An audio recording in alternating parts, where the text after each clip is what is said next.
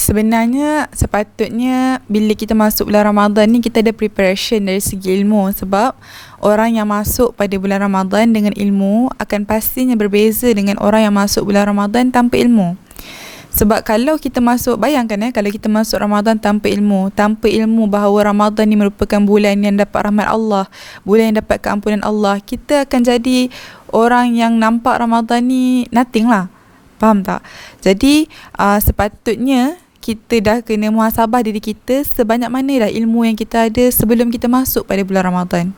Tu yang pertama. Yang kedua, bagi Kak Long lah, sebab Kak Long yang sulung. Jadi Kak Long tak nampak bulan Ramadan ni hanya untuk diri Kak Long, tapi Kak Long nampak juga bulan Ramadan ni untuk adik-adik. Sebagai contoh, kalau macam subuh kan, kalau kita seorang yang pentingkan diri sendiri, kita akan bangun subuh sendiri je lah. Lepas tu yang lain tidur, kita biar. Tapi bila kita ada tanggungjawab dan kita rasa kesedaran tu bahawa bulan Ramadan tu bukan hanya untuk kita, tapi untuk adik-adik kita dan untuk keluarga kita, sebab itulah bila kita bangun, macam Kak Long dengan Abangah ke, kita orang akan kejut yang lain. Sebab kita sedar bahawa bulan Ramadan tu kita tak nak kita seorang je, kita nak semua sekali ahli keluarga kita terlibat dengan manfaat Ramadan tu. Dan bila kita bercakap soal niat, kita dah banyak sangat benda dalam kehidupan kita yang kita niat, bukan sekali niat dah dapat. Sebab hidup tak semudah itu. Ada banyak benda yang kita kena sentiasa tajdid niat. Niat ke 100 baru berjaya, niat ke 2000 baru berjaya. Sebab apa? Sebab niat itu memerlukan satu proses. Sama juga kita belajar. Kita belajar tak adalah terus kita dapat A, tak ada. Perlukan journey, perlukan satu proses untuk kita achieve kita punya niat tu.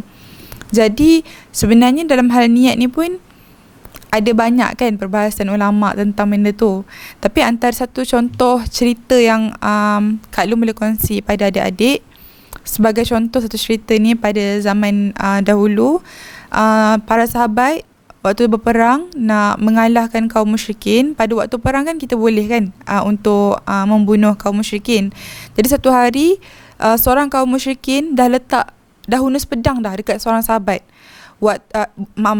Seorang sahabat dah menghunuskan pedang dah pada leher seorang musyrikin. Tapi musyrikin tu buat apa? Ludah dekat muka sahabat tu.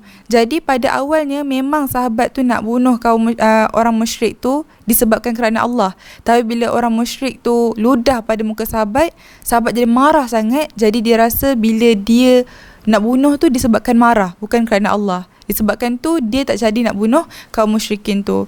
Jadi kat sini kita boleh mengambil pengajaran bahawa penting sangat untuk kita diagnose, untuk teliti balik niat kita tu betul-betul tak kerana Allah. Dan setiap benda sebenarnya perlu dimulakan dengan pura-pura. Contoh ikhlas, perlu dimulakan dengan pura-pura ikhlas. Belajar nak ikhlas. Contoh kita nak menangis time solat, menangis time baca Quran. Dia tak ada tiba-tiba waliullah nak turun menangis, tak ada. Sebab kita manusia biasa kan, perlu pada peringkat pura-pura dulu, usaha dulu. Lama-lama insya-Allah bila Allah nampak usaha kita tu dah banyak, Allah akan bagi kita sebetul-betul niat yang kerana Allah je tahu.